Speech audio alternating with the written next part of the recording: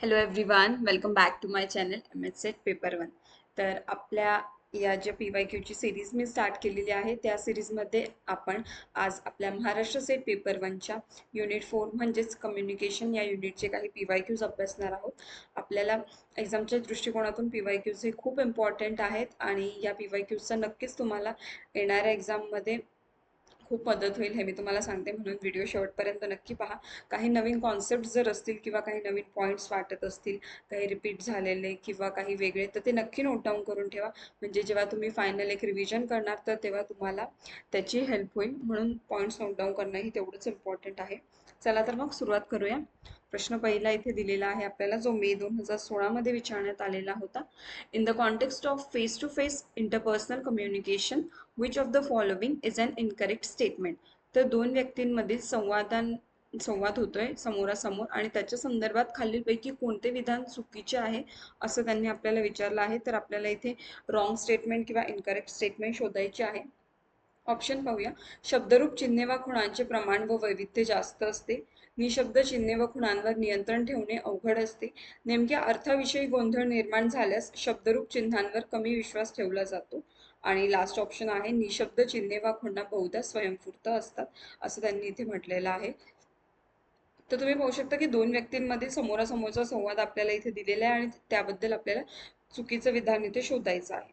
तर ऑप्शन बी पाहू शकता की निशब्द चिन्हे वा खुणांवर नियंत्रण ठेवणे अवघड जाते. आपल्याला माहिती आहे, जर आपण कोणाशी समोरासमोर बसून बोलतोय आणि जर आपल्याला काहीतरी राग आलाय किंवा काहीतरी एक्सप्रेस करायचंय, तर शब्दांपेक्षा आपला फेस ते लवकर एक्सप्रेस करत असतो. हे तुम्हीही अनुभवलं असेल.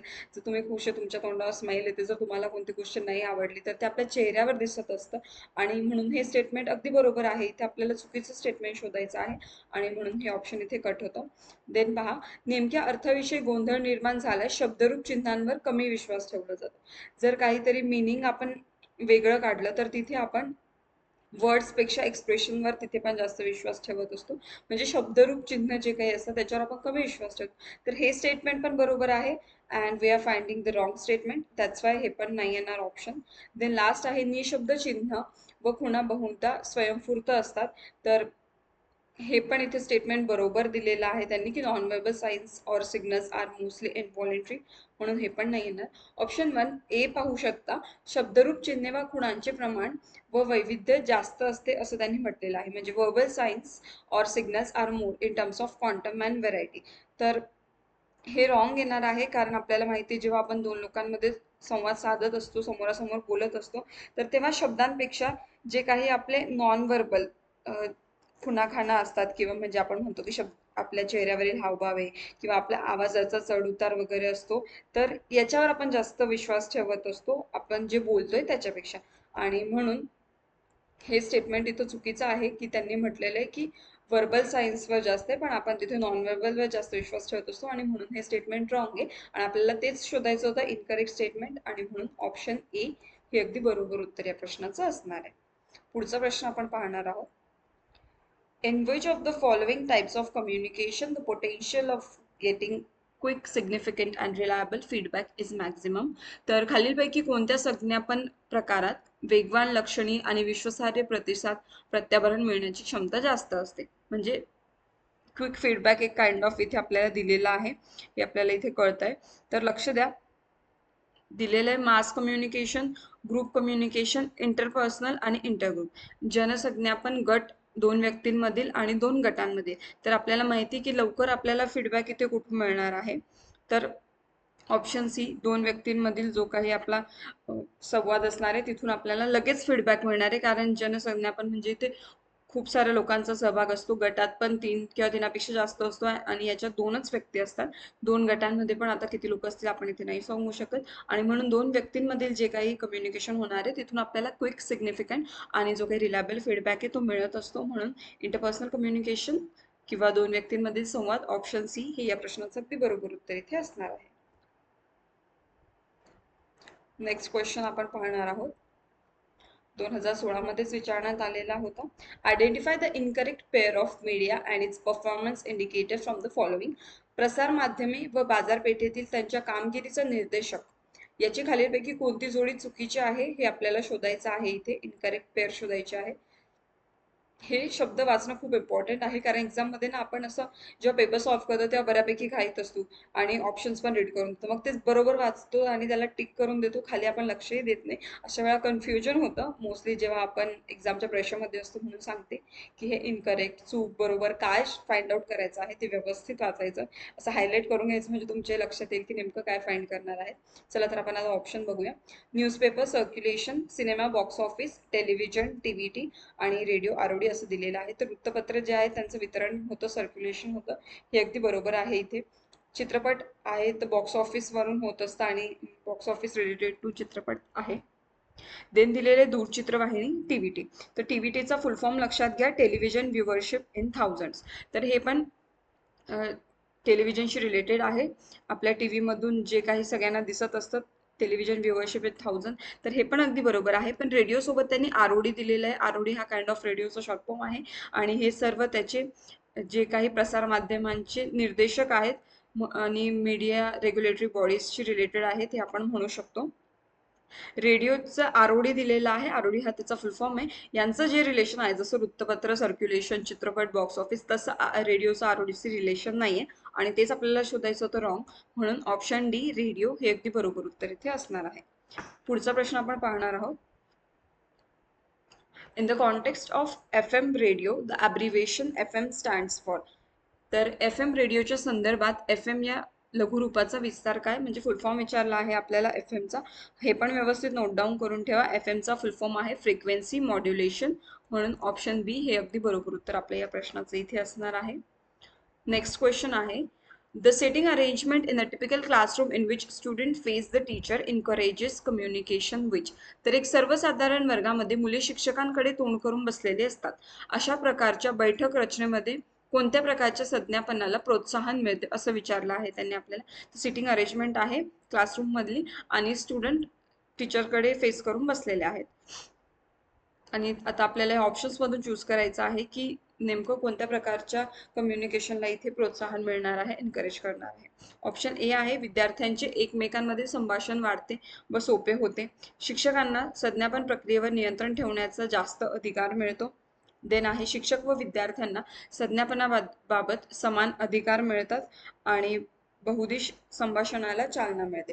तर याचं जे काही बरोबर उत्तर असणार आहे ते असणार आहे give more communicative power to teacher for control. तर शिक्षकांना संज्ञापन प्रक्रियेवर नियंत्रण ठेवण्याचा जास्त अधिकार इथे मिळत असतो. म्हणून ऑप्शन बी हे अगदी बरोबर उत्तर आपल्या या प्रश्नाचं इथे असणार आहे.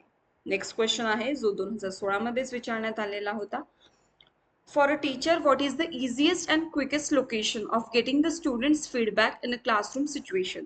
तर एखाद्या शिक्षकाच्या दृष्टीने वर्गातील शिकवण्याच्या संदर्भात प्रतिसाद व प्रत्याभरण मिळण्याचे सर्वात सोपे व जलद असे स्रोत कोणते आहे ते आपल्याला विचारलं आहे. Body language of the student, question asked by the student, the quality of notes taken by them, assignment submitted by them on that topic. तर आपल्याला विचारलं की जेव्हा आपण क्लासरूममध्ये टीच करतो तर ते आपण जे काही शिकवले त्याच्यावरचं आपल्याला इझिएस्ट लोकेशन कोणतं असेल की विद्यार्थ्यांना ते कळलंय की नाही किंवा त्यांना कितपत समजलंय जी काही कॉन्सेप्ट आपण टीच केलेली आहे ती.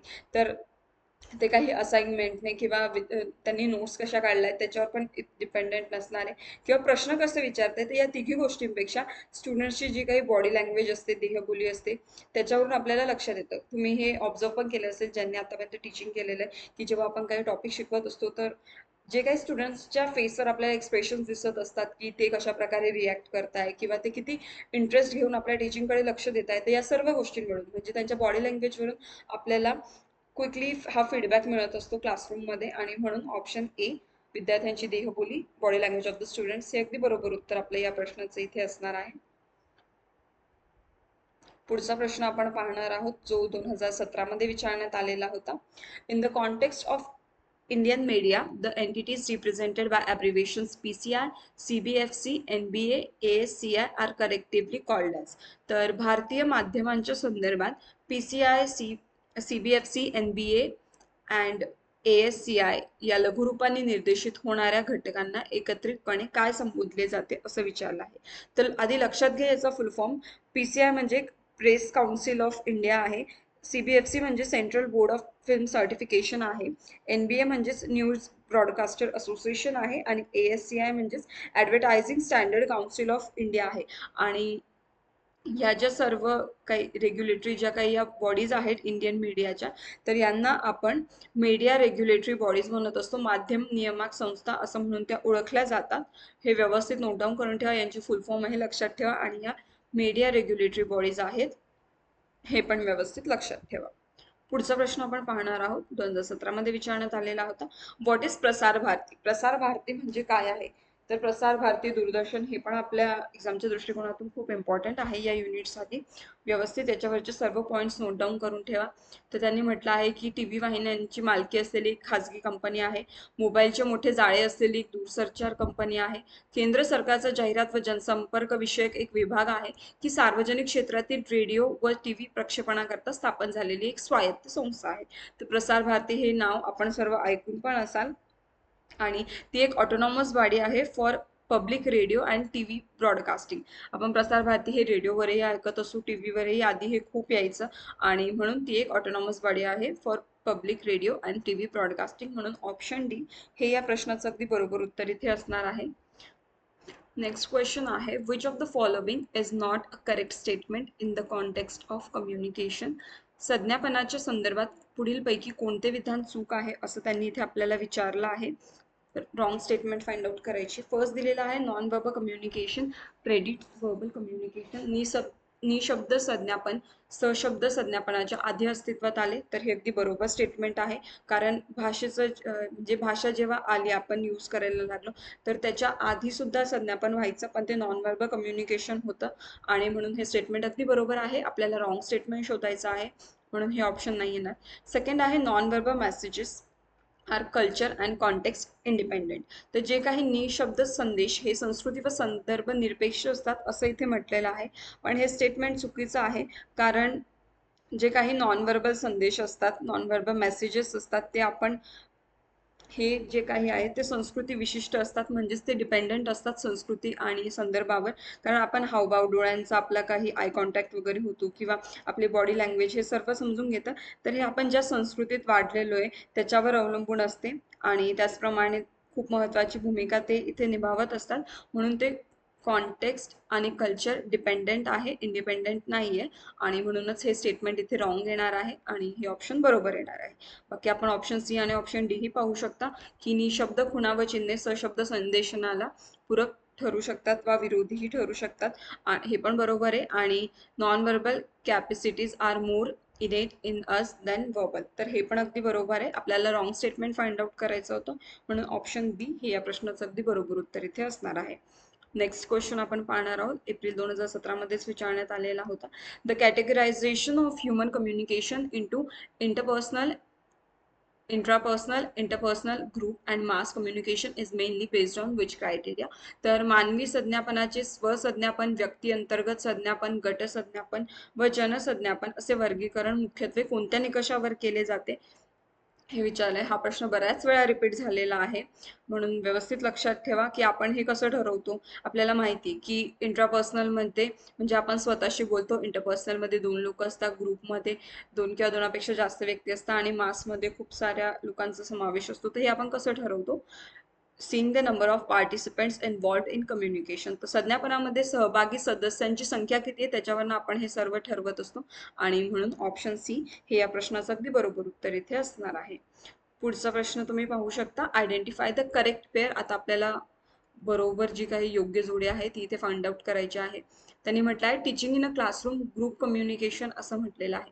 वर्गात शिकवणे ग्रुप कम्युनिकेशन. देन आहे एव्हॅल्युएटिंग आन्सर शीट्स म्हणजेच नॉन व्हर्बल कम्युनिकेशन असं इथे म्हणताय. उत्तरपत्रिका तपासणे एक निशब्द संज्ञापन आहे. आणि teaching with power point mass communication, power पॉईंटद्वारे शिकवणे म्हणजे जनसंज्ञापन. आणि डिबेटिंग इन क्लासरूम म्हणजे पॅथिक कम्युनिकेशन म्हटलेलं आहे. वर्गामध्ये वादविवाद करणे एक इन्फॉर्मल कम्युनिकेशन आहे असं ते म्हणतात. तर आपल्याला योग्य जोडी शोधायची आहे. इथे तुम्ही पाहू शकता की टीचिंग इन अ क्लासरूम एक ग्रुप कम्युनिकेशन म्हटलेलं आहे. तर हेच अगदी बरोबर उत्तर इथे असणार आहे, कारण क्लासरूममध्ये आपली काहीतरी स्ट्रेंथ असते, ती फिक्स असते आणि तो एक काइंड ऑफ ग्रुप आहे, त्याला टीचर एक्सप्लेन करत असतात. तसंच जर आपण बघितलं आन्सर शीट जेव्हा उत्तरपत्रिका तपासत असतो तर ते नॉन व्हर्बलच आहे का, तुम्ही ती बोलूनही तपासू शकता. क्लासरूममध्ये पण जर काही चालू आहे तर हे असं कन्फर्म नाही आहे की हे नॉन व्हर्बलच असणार आहे, हे व्हर्बलही असू शकतं, त्याच्यात व्हर्बल सायन्स असतात वगैरे. म्हणून देन आहे पॉवर पॉईंट मास कम्युनिकेशन म्हटलेलं आहे, तर याच्यात इम्पॉर्टंट नाही आहे. पॉवर पॉईंटने आपण कोणाला एकालाही एक्सप्लेन करू शकतो, दोन लोकांनाही एक्सप्लेन करू शकतो, ते मासच असेल, मास कम्युनिकेशन असं नाही. आणि डिबेटिंग इन क्लासरूम हे पण औपचारिक नाही म्हणता येणार, कारण जर टीचर सोबत करतोय तर ते फॉर्मल होऊ शकतं, म्हणून ते इनफॉर्मल नाही आहे, सॉरी औपचारिक आहे असं नाही आहे. आणि म्हणूनच ऑप्शन डी पण इथे नाही येणार. Option A teaching in the classroom group communication हे अगदी बरोबर उत्तर या प्रश्नाचे इथे असणार आहे, म्हणून ऑप्शन ए. नेक्स्ट क्वेश्चन आपण पाहणार आहोत. The perspective that communication is essentially a meaning-making process logically implies that. तर संज्ञापन ही मूलत अर्थ काढण्याची प्रक्रिया आहे, या दृष्टिकोनाचा एक तार्किक अर्थ असा होतो, असं त्यांनी इथे विचारलं आहे आपल्याला. तर बघा प्रश्नात काय विचारलं आपल्याला, is a meaning making process. संज्ञापन ही अर्थ काढण्याची प्रक्रिया आहे. तुम्ही अर्थ केव्हा काढणार, सेंडर आहे, त्याने मेसेज इनकोड केला आणि एका मीडियमच्या माध्यमातून तुम्हाला मेसेज पाठवला, तुम्ही तो रिसीव्ह केला आणि आता तुम्ही तो डिकोड करताय. तर अर्थ केव्हा काढताय तुम्ही, रिसीव्ह केल्यानंतर डिकोड करून तुम्ही अर्थ काढताय. मी ऑप्शन्स बघून तुम्हाला सांगते की आपण असं इथे एक तयार करून ऑप्शन बरोबर शोधण्याचा प्रयत्न करू शकतो. तर याचा अर्थ काय होईल की सेंडर इम्पॉर्टंट आहे की मीडियम इम्पॉर्टंट आहे की ट्रान्समिशन जे होत आहे ते इम्पॉर्टंट आहे की डिकोडिंग. तर प्रश्न बघा की अर्थ काढण्याची प्रक्रिया आहे असं म्हटलेलं आहे. अर्थ आपण केव्हा काढू, जेव्हा डिकोडिंग करू मेसेज आणि मग त्याच्यावरून आपण अर्थ काढू, म्हणून डिकोडिंग इज मोर इम्पॉर्टंट. तर हे जे काही विचारलंय याच्या उद्देशाने जे आपण उत्तर काढलेले ते येणार आहे डिकोडिंग इज मोर इम्पॉर्टंट. तर अर्थ उपल क्षमता अधिक महत्वाची इथे असणार आहे आणि म्हणून ऑप्शन डी हे या प्रश्नाचं अगदी बरोबर उत्तर इथे असणार आहे. पुढचा प्रश्न आपण पाहणार आहोत. 2018 मध्ये विचारण्यात आलेला होता. Which of the following is the correct full form of CBFC in the context of Indian films. तर भारतीय चित्रपटांच्या संदर्भात CBFCचा जो फुल फॉर्म आहे तो आपल्याला विचारला आहे. याच्यापूर्वीही मी तुम्हाला हा फुल फॉर्म सांगितला, जर वरती तुम्ही पाहिलं असेल, आपण काही मीडिया रेग्युलेटरीज बॉडीज पाहिल्या, त्याच्यामध्ये होता हा. तर याचा जो फुल फॉर्म आहे तो आहे central board of film certification. Option A अगदी बरोबर उत्तर इथे असणार आहे. नेक्स्ट क्वेश्चन आहे, in the context of journalism what is main bye page 3 news. तर वृत्तपत्रांच्या संदर्भात पेज 3 बातम्या या संज्ञेचा अर्थ काय असं विचारलं आहे. तर याचं जे काही बरोबर उत्तर येणार आहे ते असणार आहे option B, soft stories on social and personal lives of celebrities and stars. तर जे काही सेलिब्रिटीज किंवा तारे तारक आहेत त्यांच्या सार्वजनिक व वैयक्तिक आयुष्याशी संबंधित ज्या काही न्यूज असतात त्या पेज 3 न्यूज म्हणून ओळखल्या जातात in the context of journalism. व्यवस्थित लक्षात ठेवा, म्हणून ऑप्शन बी हे अगदी बरोबर उत्तर इथे असणार आहे. पुढचा प्रश्न तुम्ही पाहू शकता, in the context of computer generated text identify the odd non verbal clue from the following. त्या संगणकाद्वारे लिखित मजकुराच्या संदर्भात पुढील निशब्द चिन्हांमधील एक वेगळा घटक ओळखायचा आहे.